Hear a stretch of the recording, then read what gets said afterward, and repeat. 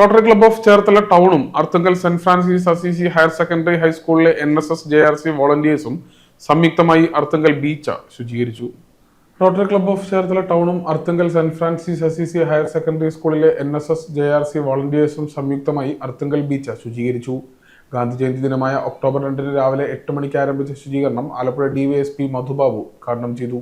ഇങ്ങനെ ഒരു ഏകോപനം എന്ന് പറയുന്നത് അത് നമ്മൾ അപ്രീഷിയേറ്റ് ചെയ്യേണ്ടതാണ്. ഇത്രയും NSS, റെഡ് ക്രോസ്, പിന്നെ അതേപോലെ AIDS control society, rotary club, മറ്റ് സ്കൂൾ ഭാരവാഹികൾ എല്ലാവരും കൂടി ചേർന്നൊരു ഏകോപനം. അത് ശരിക്കും പറഞ്ഞാൽ വളരെ അപൂർവമാണ്. നമ്മുടെ ജില്ലയിൽ നിന്ന് ഇങ്ങനൊരു പ്രോഗ്രാം വേറെ ഉണ്ടാകുന്നതിന് എനിക്ക് സംശയമാണ്. കാരണം എല്ലാവരും അപ്പന ഇൻഡിപെൻഡൻ്റ് ആയിട്ട് മാറിക്കൊണ്ടാണ് പരിപാടി അവതരിപ്പിക്കുന്നത്. പക്ഷേ ഇവിടെ അത് വേറിട്ടൊരു പരിപാടിയാണെന്നുള്ളത്. അപ്പോൾ നമ്മൾ മാതൃകാപരമായിട്ട് പ്രവർത്തിക്കുക എന്നുള്ളതാണ്.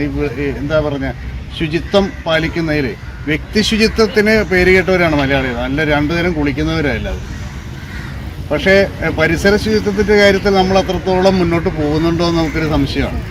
കുട്ടികളിലെ ശുചിത്വശീലത്തിന്റെ പ്രാധാന്യത്തെപ്പറ്റി AG Rotarian doctor Anil Vinson class എടുത്തു. സ്കൂളിൽ പുതിയതായി ഒരു റോട്ടറി ഇന്ററാക്ട് ക്ലബ്ബ് രൂപീകരിച്ചു.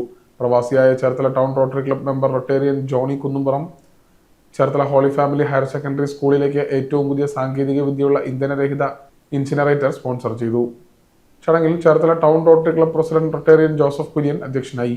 അസിസി സ്കൂളിലെ NSS കോർഡിനേറ്റർ അജി ബെഞ്ചമിൻ സ്വാഗതം പറഞ്ഞു. ക്ലബ്ബ് സെക്രട്ടറി ഷമ്മി ജോസഫ് പദ്ധതി വിശദീകരണം നടത്തി. ക്ലബ്ബിലെ നിരവധി അംഗങ്ങൾ കുടുംബസമേതം പങ്കെടുത്തു. സ്കൂൾ പ്രിൻസിപ്പൽ, ടീച്ചേഴ്സ്, കുട്ടികൾ ഉൾപ്പെടെ നിരവധി പേർ ശുചീകരണത്തിൽ പങ്കാളികളായി. Club vice president Rotarian advocate KB Harshakumar നന്ദി രേഖപ്പെടുത്തി.